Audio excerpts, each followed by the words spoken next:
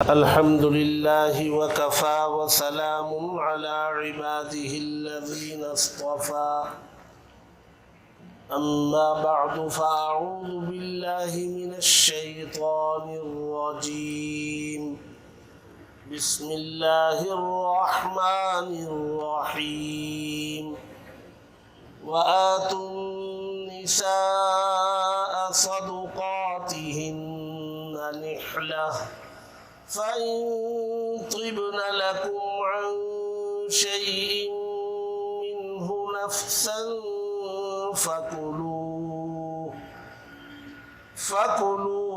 هنيئا مريئا صدق اللہ العظیم۔ بزرگان محترم، عزیزان گرامی، آج ہم نے چوتھے دن کی تراویح پڑھی اور قرآن مجید کے 5 پارے قرآن تراویح میں مکمل کر لیے گئے۔ قرآن کو اگر 6 حصوں میں تقسیم کیا جائے تو ایک حصہ 5 پارے پر مشتمل ہوتا ہے اور وہ 5 پارے آج تراویح میں مکمل ہو گئے۔ اللہ تبارک و تعالی ان پڑھے اور سنے گئے 5 پاروں کو قبول فرمائے۔ آج ایک سورت پڑھی گئی، اس سورت کا نام ہے سورہ نساء۔ سورتوں کے جو نام رکھے گئے ہیں اس کی بھی وجوہات ہیں، کوئی نہ کوئی وجہ ہوتی ہے، اس وجہ کی بنیاد پر اس سورہ کا نام پڑتا ہے۔ سورہ بقرہ جو سورہ فاتحہ کے بعد ہے، بقرہ، اور اس کے معنی ہے گائے کے، اور بقرہ نام رکھا گیا تو اس کی وجوہات ہیں، اس میں ایک واقعہ ذکر کیا گیا ہے، اس واقعے کی طرف نسبت کرتے ہوئے اس کا نام رکھ دیا گیا۔ سورہ آل عمران ہے، عمران کی اولاد کے نام پر وہ سورت ہے، آل عمران کا تذکرہ اس کے اندر کیا گیا ہے، اس لیے اس کا نام آل عمران رکھا گیا۔ اس کا نام سورہ نساء ہے اور اس کے معنی ہے عورتیں، جمع ہے، نساء عورتیں۔ قرآن مجید میں اللہ تبارک و تعالی نے مردوں کے نام پر بھی سورتیں رکھی، عورتوں کے الگ الگ نام پر بھی سورتیں رکھی، جیسے نوح علیہ السلام کے نام پر سورت ہے، یونس علیہ السلام کے نام پر سورت ہے، یوسف علیہ السلام کے نام پر سورت ہے، ہمارے نبی محمد صلی اللہ علیہ وسلم کے نام پر ایک مستقل سورت ہے۔ ایسے مردوں کے الگ الگ ناموں پر سورتیں ہیں۔ عورتوں میں ایک خاتون ایسی ہیں جن کے نام پر مستقل سورت اتری اور وہ ہیں مریم، حضرت عیسیٰ علیہ السلام کی والدہ مریم علیہ السلام کے نام پر ایک سورت اتری، سورہ مریم، وہ 16ویں پارے میں ہے۔ لیکن مردوں کے نام پر کوئی سورت نہیں اتری، جیسے مردوں کے لیے کہا جائے گا رجال، سورۃ الرجال، یہ قرآن مجید میں نہیں ہے، مردوں کے نام پر نہیں، الگ الگ مرد کے نام پر ہے، تو عورت کے نام پر بھی ہے، سورہ مریم ہے، لیکن مردوں کے نام پر کوئی سورت نہیں، عورتوں کے نام پر ایک سورت مستقل ہے، سورہ نساء۔ یہ عورتوں کی خصوصیت ہے کہ اللہ تبارک و تعالی نے تمام عورتوں کو ملا کر کے ایک سورت عورتوں کے نام پر رکھی۔ یہ عورتوں کی فضیلت کی بات ہے، ان کی خصوصیت کی بات۔ اس صورت میں اللہ تبارک و تعالی نے عورتوں سے متعلق حقوق بیان کیے، وہ حق جو ایک عورت کا شوہر کے ذمے ہے، وہ حق جو ایک عورت کا باپ کے ذمے ہے، وہ حق جو ایک عورت کا اس کے سرپرست کے ذمے ہے، بھائی کے ذمے ہے۔ ان حقوق کو اللہ تبارک و تعالی نے اس میں الگ الگ طریقوں سے بیان کیا۔ اس زمانے میں بہت ساری قسم کی خرابیاں تھیں، ان خرابیوں میں زیادہ تر عورتوں کے حقوق مرد وہ مار لیا کرتے تھے، عورتوں کو حق نہیں دیا کرتے تھے، بھائی نہیں دیا کرتے تھے، شوہر نہیں دیا کرتے تھے، باپ کے انتقال کے بعد اس کا جو ولی چچا ہوتا تھا وہ نہیں دیا کرتا تھا، یہ مظلوم شمار ہوتی تھی۔ تو اللہ تبارک و تعالی نے ان کے حقوق سے متعلق بہت سارے احکامات ذکر کیے، نکاح سے اس سلسلے کو شروع کیا، نکاح سے عورتوں کے سلسلے کو بیان کرنا اس میں شروع کیا، اور بہت سارے احکامات، نکاح کے بعد اختلاف ہو جائے تو حل کرنے کی شکل کیا ہے، کیا کیا شکلیں حل کرنے کی ہوتی ہیں، اور بہت سارے لوگ کیا کرتے، نکاح کر کے بیوی کو اس کے ماں باپ کے یہاں بھیج دیتے ہیں اور اپنا ٹھاٹھ سے رہتے ہیں، نہ اس کا حق ادا کرتے ہیں، نہ خرچ دیتے ہیں، نہ نکاح میں رہنے کی طرح اس کو رکھتے ہیں۔ قرآن کی زبان میں اس کو معلقہ کہا گیا، نکاح تو کر لیا لیکن بے نکاحی عورت کی طرح چھوڑ بھی دیا، طلاق بھی نہیں دیا، اور نکاح میں رکھنے کے طرح بیوی کو رکھنے کی طرح رکھا بھی نہیں، اس کو کہتے ہیں معلقہ۔ قرآن میں اس نے اس کو بھی ذکر کیا کہ کسی خاتون کو معلقہ بنا کے مت رکھو، نکاح کیا ہے تو بیوی بنا کر بیوی کا درجہ دے کے رکھو، اور اگر کسی وجہ سے رکھنا نہیں چاہتے ہو تو بھئی نکاح ختم کر لو، طلاق کے ذریعے ختم کر لو، خلا کے ذریعے ختم کر لو، جو بھی طریقہ اختیار کرو لیکن ختم کر لو۔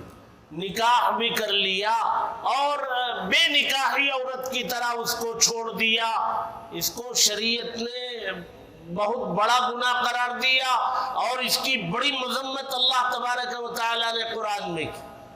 اور عام طور سے یہ کب ہوتا ہے، بیوی کو بے نکاحی عورت کی طرح چھوڑنا کب ہوتا ہے، جب مرد دوسرا نکاح کر لیتا ہے اور پہلی والی کو چھوڑ دیتا ہے۔ چھوڑتا ایسا نہیں کہ بھئی چلو اس کو نکاح ختم کر کے آزاد کر دیا، ایسا نہیں، بس اس کو ماں باپ کے یہاں کے یا کسی اور کے حوالے کر دیا، چھوڑ دیا۔ اب وہ در بدر کی ٹھوکریں کھا رہی ہے، بچوں کو لے کے گھوم پھر رہی ہے۔ یہ صورتحال جو ہے وہ انتہائی تکلیف دہ ہے، اور یہ مذہب کو بدنام کرنے والی شکل۔ اس لیے عام طور سے مرد کیا کہتے ہیں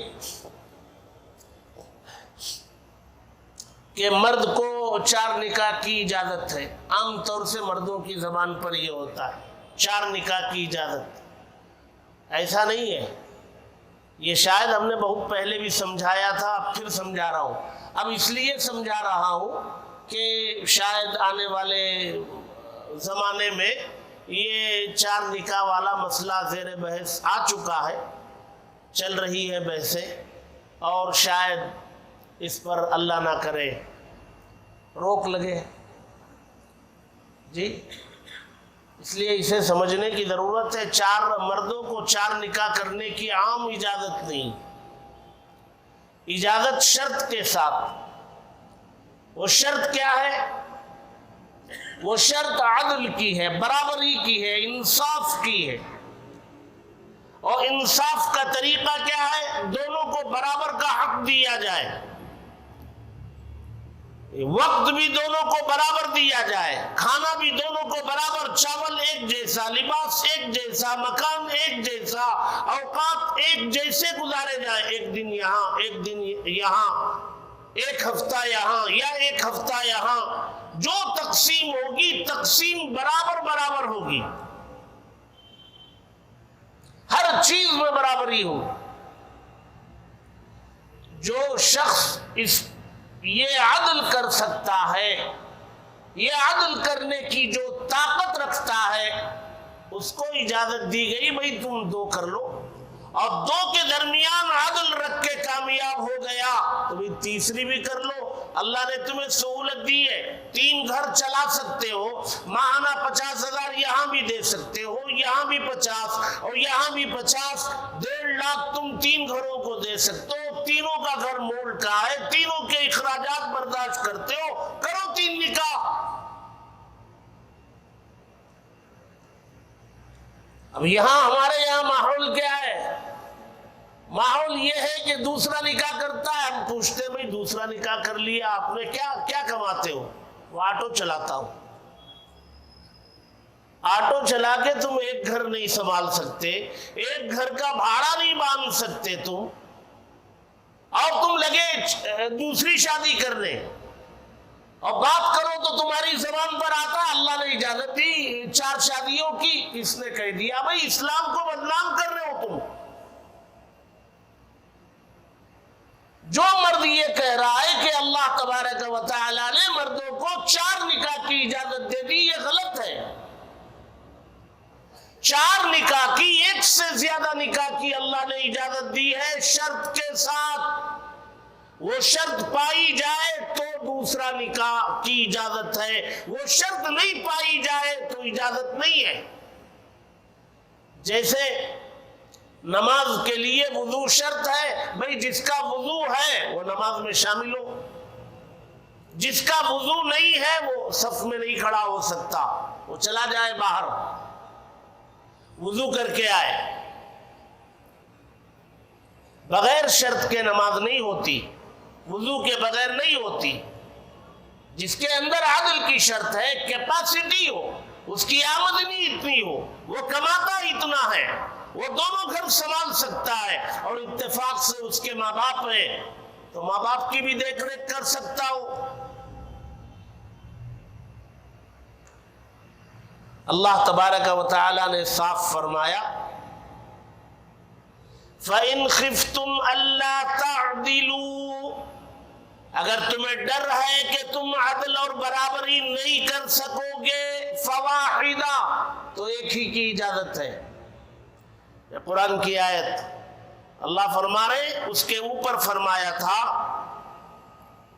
فَانْكِحُوا مَا طَابَ لَكُم مِّنَ النِّسَاءِ مَثْنَىٰ وَثُلَاثَ وَرُبَاعَ، جو عورتیں تمہیں بھلی لگے، تم چاہو تو 2 سے نکاح کرو، 3 سے نکاح کرو، 4 سے نکاح کرو۔ یہ اس کے اوپر والی آیت میں اللہ نے ذکر کیا، پھر اس کے بعد فوراً کہا فَإِنْ خِفْتُمْ أَلَّا تَعْدِلُوا، اگر تم ڈرو اس سے کہ تم عدل نہیں کر سکو گے، فَوَاحِدَةً، تب تو ایک ہی ہے۔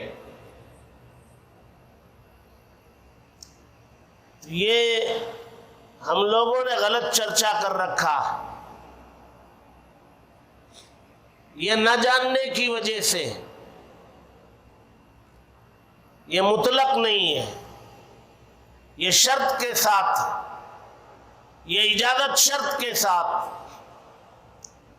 جی، ہر کرتا پیجامہ ٹوپی داڑھی رکھا ہوا شخص وہ نماز نہیں پڑھا سکتا ہے۔ نماز پڑھانے کے لیے شرط ہے کہ بھئی اس کو قرآن یاد ہو، اور وہ قرآن شاندار پڑھتا ہو۔ قرآن یاد نہیں ہے، نہیں پڑھا سکتا، یاد ہے لیکن وہ تجوید کی رعایت نہیں ہے، نہیں پڑھا سکتا۔ مسئلہ بتانے کے لیے علم کی ضرورت ہے، بغیر علم کے مسئلہ بتانے کی اجازت نہیں ہے۔ قرآن میں اللہ نے منع کیا وَلَا تَقْفُ مَا لَيْسَ لَكَ بِهِ عِلْمٍ، جہاں جس بارے میں تمہارے پاس علم نہیں ہے وہاں کھڑے نہ ہو۔ کھڑے نہ ہو کا مطلب نہ بولو، اس میں علم ہی نہیں ہے تمہارے پاس، کیوں بولتے ہو؟ لوگ شریعت کا مذاق بنا لیا لوگوں نے، جس کو دیکھو اس کو مسئلے بیان کر رہا ہے، جس کو دیکھے اس کے دین میں بحث کر رہا ہے۔ اللہ تبارک و تعالی نے نکاح سے شروع کیا اور کہا بھائی، اور یہ ضروری ہے، اگر عدل کی شرط پائی جا رہی ہے، ایک آدمی کے پاس طاقت ہے کہ وہ 1 سے زائد گھر سنبھال سکتا ہے، تو وہاں یہ ضروری بھی ہے ایک سے زائد نکاح کرنا.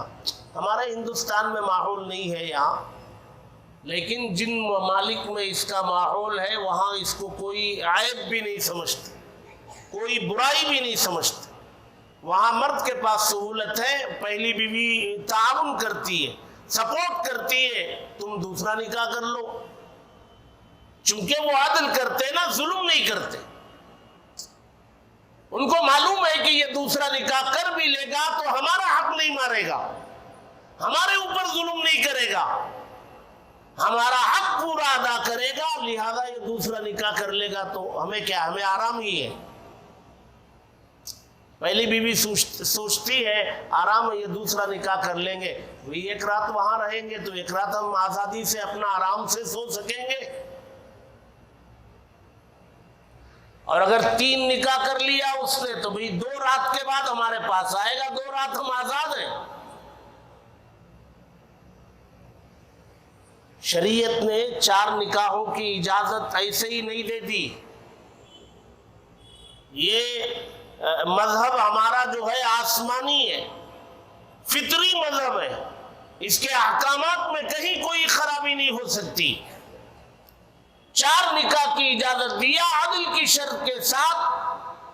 تو مرد کو اگر سہولت ہے، ماحول بھی ہے، ہمارے یہاں ماحول نہیں. ہمارے یہاں ایک آدمی کو بہت سہولت ہے، اللہ نے اسے بہت نوازا ہے، وہ 4 گھر سنبھال سکتا ہے، پھر بھی پہلی بیوی اجازت نہیں دے گی. اجازت ضروری بھی نہیں، لیکن اگر کوئی کر لے گا تو اختلافات ہو جائیں گے، لڑائی جھگڑے، دونوں خاندانوں میں عداوتیں، دشمنیاں، عدالت، کورٹ کچہری، زندگی تباہ ہو جائے گی، سکون ختم ہو جائے گا.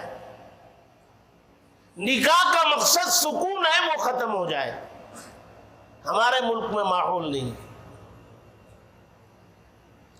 جن ممالک میں ماحول ہے بہت شاندار ہے، کسی خاتون کو اعتراض نہیں، پہلی بیوی کو اعتراض نہیں، وہ خود کھڑے ہو کے دوسرا نکاح کرتی ہے، پھر دونوں مل کے تیسرا نکاح کرتے، تینوں مل کے چوتھا کرتے.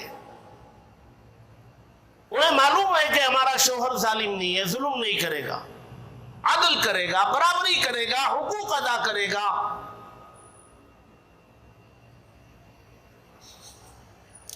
اور یہ ضرورت بھی ہے نا. اب عورت خاتون جو ہے اس کی طبیعت خراب ہو گئی، مہینے میں ہوتی ہے، فطرت ہے. وہ طبیعت خراب کتنے دن ہوتی ہے؟ اس کے 3 دن سے لے کے 10 دن تک، 5 6 7 8 9 10 الگ الگ عادتیں ہوتی ہیں. مزاج، طاقت، قوت کے اعتبار سے ان کی طبیعت خراب ہوتی ہے. جن ایام میں ان کی طبیعت خراب ہوتی ہے ان ایام میں مرد وہ اگر دوسرا نکاح کیا ہوا ہے تو بھائی اس کی ضرورت وہاں سے پوری ہوگی. ولادت کے بعد کم سے کم 40 دن جو ہے وہ ناپاک رہتی ہے. بہت سارے مسائل ہیں، حکمتیں ہیں. اللہ نے اسے اجازت نہیں دیتی.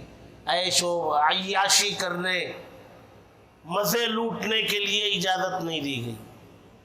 بہت ساری حکمتیں ہیں، ہم ہر بات مجلس میں تو نہیں بتا سکتے، لیکن ہے حکمت. ہمارے یہاں ہندوستان میں ایک تو ماحول نہیں ہے، دوسرا جو ہے مردوں کے پاس سہولت نہیں ہے، وہ اور عدل وہ جانتے بھی نہیں، عدل جانتے نہیں. ہمارے نبی صلی اللہ علیہ وسلم نے 11 نکاح فرمائے، اور جب آپ دنیا سے رخصت ہوئے ہمارے نبی تب 9 بیویاں تھیں، موجود تھیں. تو اللہ کے نبی کا معمول تھا بھی 1 رات یہاں، 1 رات یہاں، 1 رات یہاں، 1 رات یہاں. 9 دن کے بعد وہ پہلی والی کا نمبر آتا تھا. عدل تھا. آخری ایام آ گئے، دنیا سے چلاؤ کا وقت آ گیا. اللہ کے نبی صلی اللہ علیہ وسلم کی سب سے چہیتی بیوی حضرت عائشہ تھی. یہی ایک بیوی ایسی تھی جو کنواری تھی. اللہ کے نبی نے 11 نکاح کیے نا، وہ 11 کے 11 جو ہے یا تو بیوہ تھیں یا مطلقہ تھیں، شوہروں کا انتقال ہوا تھا. اللہ کے نبی نے نکاح کیا، لیکن حضرت عائشہ تنہا ایسی تھیں جن کا نکاح نہیں ہوا تھا، اللہ کے نبی کو بڑا تعلق تھا، حضرت عائشہ نے بھی اللہ کے نبی کا مزاج بہت سمجھ رکھا تھا۔ آخری ایام آئے، نبی کی تکلیف بڑھنی شروع ہوئی، تو اللہ کے نبی کے دل میں یہ خواہش پیدا ہوئی کہ میں آخری ایام جو ہے وہ اپنی چہیتی بیوی عائشہ کے یہاں رہ لوں، لیکن رہ نہیں سکتے تھے نا، وہ تو عدل اور انصاف برابری چاہیے تھا، آج یہاں ہے تو کل کو وہاں رہنا ہے، کیسے رہ جائیں گے یہاں 2-4 دن زیادہ؟ تو اللہ کے نبی ہم سب کے آقا حضرت محمد مصطفیٰ صلی اللہ علیہ وسلم نے تمام بیویوں سے اجازت مانگی، بھائی اگر تم اجازت دے دو تو میں یہ کچھ دن حضرت عائشہ کے یہاں رہنا چاہتا ہوں، تم اجازت دے دو، تم دے دو، تم دے دو۔ آٹھوں بیویوں سے اجازت لی، جب آٹھوں نے اجازت دے دی تب اللہ کے نبی نے حضرت عائشہ کے یہاں اپنا قیام کیا، کچھ دن وہاں رہے۔ ہمارے یہاں بیوی سے اجازت تو مرد کہے گا کہ میں اجازت لوں، اس کے تصور میں یہ ہے کہ یہ ہمارے نوکرانی ہے، یہ ہمارا خریدا ہوا غلام ہے، پالتو جانور ہے، ہم جو چاہے کر لیں گے، میں اجازت لوں۔ بھائی نبی نے تو اجازت لی ہے، نبی نے تو اجازت لی ہے، ان کی اجازت کے بعد اللہ کے نبی نے حضرت عائشہ کے یہاں قیام فرمایا۔ لہذا ہمارے یہاں جن کو دوسرا نکاح کرنا ہے وہ علماء سے مشورہ کریں، وہ پوچھیں گے، بہت سارے سوال کریں گے، عدل کو سمجھتے ہیں کہ نہیں وہ پوچھیں گے، اور وہ کیپیسٹی ان کے پاس ہے یا نہیں وہ دیکھیں گے، وہ سب دیکھ داکھ کر کے اجازت دیں گے کہ ہاں تمہارے لیے دوسرا نکاح کرنا درست ہے، درست نہیں ہے۔ اس میں اللہ تبارک و تعالی نے خواتین کے بہت سارے حقوق بیان کیے، ان حقوق میں مجھے 2 حق بیان کرنے،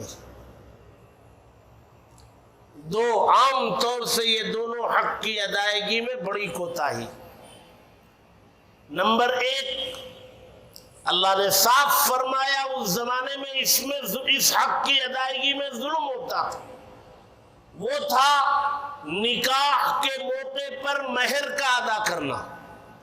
اللہ نے فرمایا وَآتُوا النِّسَاءَ صَدُقَاتِهِنَّ نِحْلَةً، دے دو عورتوں کو ان کا مہر خوشی سے، یہ ان کا حق ہے۔ اس زمانے میں بہت ساری خرابیاں تھیں۔ نمبر 1 خرابی یہ تھی کہ نکاح کرنے والا دیتا ہی نہیں تھا۔ نمبر 2 خرابی یہ تھی کہ دیتا تھا لڑکی کے ماں باپ کو، سرپرستوں کو دیتا تھا، اور لڑکی کے ماں باپ سرپرست جو ہے وہ ہونے والے شوہر سے مہر لیتے تھے، لیکن وہ بیوی کو نہیں دیتے تھے، یہ بھی جائز نہیں ہے۔ یعنی نکاح کرنے والا شوہر مہر دے دیا، بھئی یہ 25,000 کا چین ہے، یہ مہر میں ہے، کسے دیا؟ دلہن کے باپ کو دیا، دلہن کا باپ خود رکھ لیا یا کسی اور بچی کے لیے یا کسی کام کے لیے رکھ لیا، جائز نہیں ہے اس باپ کو۔ یہ بیٹی کا حق ہے، یہ دلہن کا حق ہے، باپ نہیں لے سکتا۔ اس زمانے میں باپ ہوتا تو وہ رکھتا تھا، یا باپ نہیں ہوتا چچا وکیل بن کے کر رہا ہے، وہ چچا ہتھیا لیتا تھا۔ یہ تیسری خرابی یہ تھی، شوہر دیتا تھا لیکن بہت بددلی سے دیتا تھا، اور بددلی سے دے کے اس کے بعد مختلف قسم کے ظلم ڈھاتا تھا۔ اللہ نے سب کی اصلاح کی، تم عورتوں کو ان کا مہر دو خوشی سے، عورتوں کو دو۔ باپ کو اگر دیتے ہیں تو تاکید کر کے دو، یہ ہماری دلہن کو دے دینا، ہماری بیوی کو دے دینا، نکاح کے بعد جب الحمدللہ میں نے قبول کیا، اس کے بعد اگر وہی مجلس میں مہر دیتا ہے باپ کو تو اس کو بول کے دینا کہ یہ پہنچا دو، اور جا کے معلوم بھی کرنا مہر مل گیا کہ نہیں۔ مہر نکاح کے فوراً بعد ادا کر دینے کے برکات الگ ہیں، اور نکاح کے موقع پر ہی ذہن میں اگر یہ بات ہے کہ دینا کسے ہے تو پھر معاملہ بہت نازک ہو جاتا ہے، اس کا اثر اولاد پر پڑتا ہے، نکاح پر پڑتا ہے، اولاد پر پڑتا ہے۔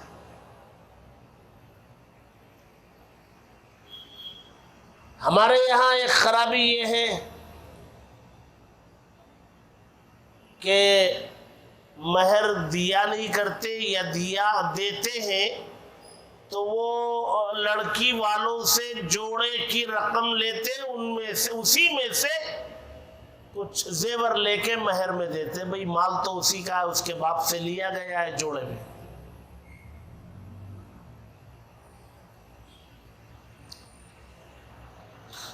جس شوہر نے بیوی کا مہر ادا نہیں کیا یہ قرض میں ہے، ایسا قرض میں ہے کہ مرنے کے بعد اس کی چھوڑی ہوئی جائیداد تقسیم کرنے سے پہلے اگر وہ کسی کو قرض دینا باقی ہے تو وہ قرض پہلے دیا جائے گا، اس کے بعد تقسیم ہوگی۔ تو قرض جن کو دینا ہے ان میں اگر بیوی کو مہر نہیں دیا ہے تو وہ بھی قرض میں شمار ہوگا، پہلے وہ دیا جائے گا، تقسیم بعد میں ہوگی۔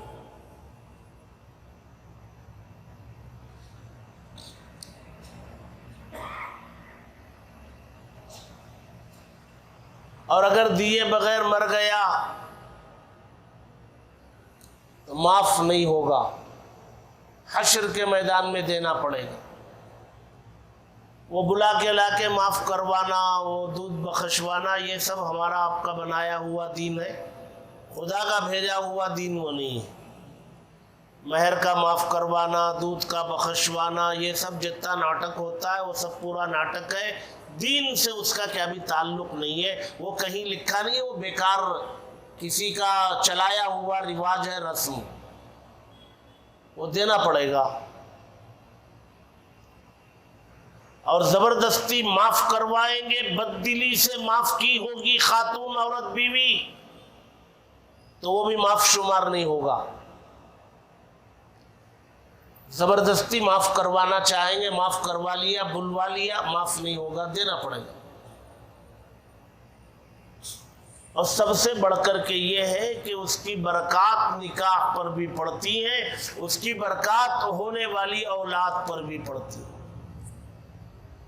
اور اس کی حد متعین نہیں ہے، اس کی حد متعین نہیں کہ بھئی اتنا ہی دینا ہے، نہیں۔ اس خاندان کی عورتوں کا جو مہر ہوا کرتا ہے، اس کی بہن کی شادی ہوئی ہے تو اس کا کیا مہر تھا، اس کی ماں کا کیا مہر تھا، خالہ کا کیا مہر ہے، خالہ زاد بہنوں کا کیا ہے، ماموں زاد بہنوں کا کیا ہے، خاندان میں کیا مہر لینا دینا ہے، اس حساب سے رکھ لیا جائے گا۔ نہیں تو شوہر اپنی حیثیت کے مطابق جو باندھنا چاہے گا وہ باندھ کے نکاح کر لے گا، نکاح کے فوراً بعد یہ چیز واجب ہو گئی، یہ ادا کر دے۔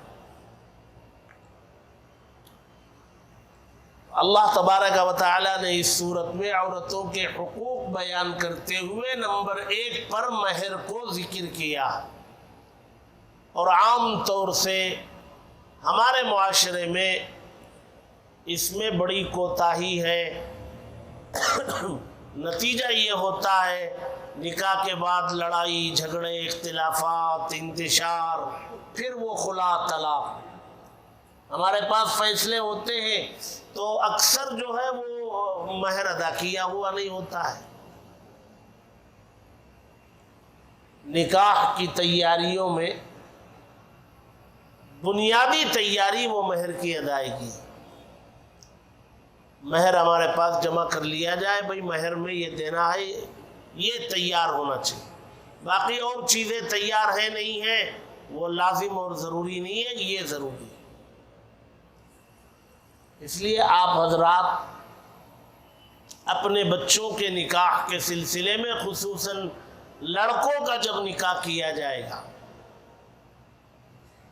تو نکاح کے فوراً بعد اپنے لڑکے کا مہر مجلس ہی میں دلوا دیں تاکہ لوگوں کو پتہ چلے اور اس کا رواج چلنے لگے. اور جن لڑکوں کا نوجوان بچوں کا نکاح نہیں ہوا ہے وہ لوگ بھی طے کریں ہم اپنی کمائی سے اپنے نکاح میں اپنی ہونے والی بیوی کا مہر ہم ادا کریں گے اور اس سے لی ہوئی رقم سے ادا نہیں کریں گے اور اس سے رقم نہیں لیں گے اور نکاح کے فوراً بعد ادا کریں گے. زندگی میں برکات ہوتی. اچھا ہمارے نبی صلی اللہ علیہ وسلم نے بابرکت نکاح کا نسخہ بتایا. نکاح میں اگر کوئی لڑکا برکت چاہتا ہے، برکت بہت بڑی چیز ہے، بہت بڑی چیز. اللہ قرآن میں فرماتے وَلَوْ أَنَّ أَهْلَ الْقُرَىٰ آمَنُوا وَاتَّقَوْا لَفَتَحْنَا عَلَيْهِمْ بَرَكَاتٍ مِّنَ السَّمَاءِ. اگر یہ دیہات والے ایمان لے آتے اور اللہ سے ڈر کر زندگی گزارتے تو آسمان سے برکات کے دروازے ہم کھول دیتے. معلوم یہ ہوا کہ برکت اللہ کے یہاں سے آتی ہے، اللہ دیتے ہیں. اللہ کے نبی نے فرمایا اگر کوئی مرد اپنے نکاح کو بابرکت بنانا چاہتا ہے، یعنی اس نکاح کے ذریعے اسے سکون وہ چاہتا ہے کہ وہ سکون ملے اور ایسی اولاد ملے جو خاندان کا نام روشن کرے، باپ کو سر اٹھا کر کے چلنے کے مقام پر پہنچائے، باپ کے سر کو جھکانے والا کام نہ کرے، ایسی اولاد اگر چاہتا ہے تو وہ نکاح کو بابرکت بنائے. کیسے بابرکت بنائے گا؟ اللہ کے نبی نے فرمایا میرے بتائے ہوئے طریقے پر نکاح کرو. اور نبی کے بتائے ہوئے طریقے میں جوڑا جہیز، لین دین، دعوتیں، شادی محل، ویڈیو، فوٹو، یہ سب نہیں ہے. میں نے کل پرسوں والی جو آیتیں بتائی نا، اللہ کی مدد طلب کرو جی صبر اور نماز سے. اور آگے اللہ نے فرمایا وَإِنَّهَا لَكَبِيرَةٌ، یہ بہت مشکل ہے.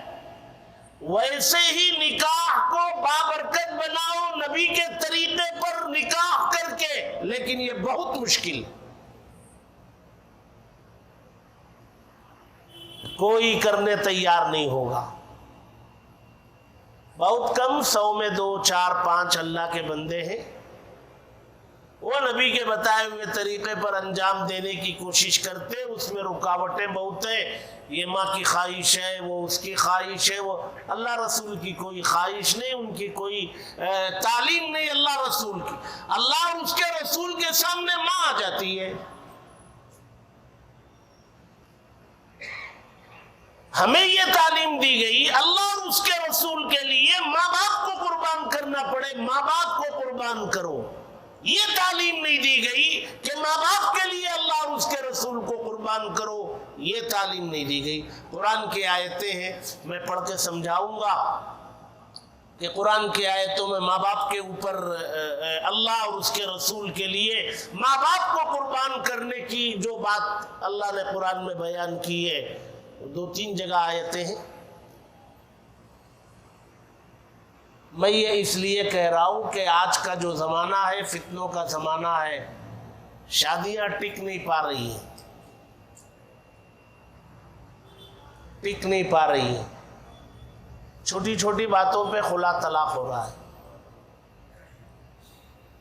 اور یاد رکھو ایک مرتبہ نکاح ہونے کے بعد خلا طلاق ہو جائے، چاہے لڑکا ہو چاہے لڑکی ہو، اس کے بعد دوسرے نکاح میں وہ چیز کبھی نہیں پیدا ہوگی جو پہلے نکاح کی برکات اثرات ہوتی ہیں وہ دوسرے میں پیدا نہیں ہوتی. اس لیے نکاح تو ایک ہی ہونا چاہیے. دوسری کی گنجائش ہے، شرائط ہے، اور ہمارے یہاں ماحول نہیں ہے. اس لیے ایک نکاح ہو، وہ بابرکت ہو، وہ سنت کے مطابق ہو، وہ مہر ادا کیا جانے والا نکاح ہو تو اس سے برکات ہوں گی، اولاد بھی اچھی ہوگی، گھر میں بھی سکون رہے گا، دونوں میں تعلق مضبوط رہے گا، بہت ساری خوبیوں کا وہ حامل بنے گا۔ نمبر 1 حق ہے۔ نمبر 2 حق ہے، وہ کل ہم بیان کریں گے انشاءاللہ۔ اللہ تبارک و تعالی ہم سب کو کہنے سننے سے زیادہ عمل کی توفیق نصیب کرے۔ کل بھی ہمیں ایک میٹنگ میں جانا تھا، وہ 11:30 بجے سے تھی، 2 بجے واپس آئے، اور آج میٹنگ ہے 11 بجے سے۔ کل بہت دور تھی، وہ عربی کالج میں، آج ہے شیواجی نگر میں۔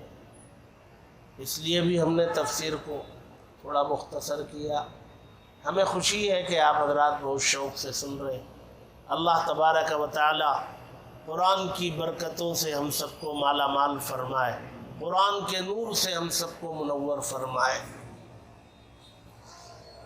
الحمدللہ رب العالمین والعاقبۃ للمتقین والصلاة والسلام علی رسولہ سیدنا محمد وآلہ واصحابہ اجمعین۔ اے اللہ ہم سب کے گناہوں کو معاف فرما، خطاؤں سے درگزر فرما، تیرے نیک بندوں میں ہمارا شمار فرما، جانے انجانے میں کی گئی غلطیوں کو معاف فرما، دین کو سمجھنے کے بعد عمل کی توفیق عطا فرما، نبی کی تعلیمات میں کامیابی کا یقین عطا فرما۔ یہ بڑا مجمع گرمی میں اے اللہ گرمی کی شدت کو برداشت کرتے ہوئے تراویح بھی پڑھتا ہے، تفسیر کے لیے بھی بیٹھتا ہے، ان کے ہر عمل کو قبول فرما۔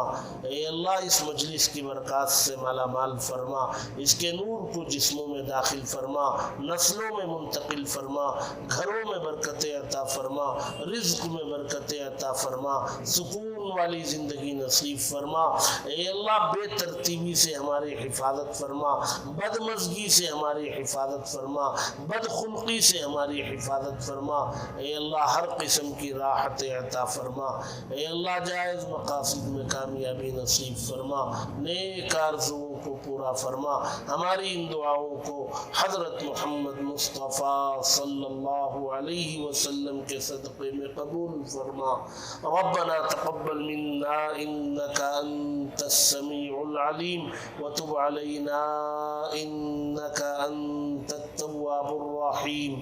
صلی اللہ تعالی علی خیر خلقہ سیدنا محمد وآلہ واصحابہ اجمعین۔ سبحان ربک رب العزة عما یصفون وسلام علی المرسلین والحمد للہ رب العالمین۔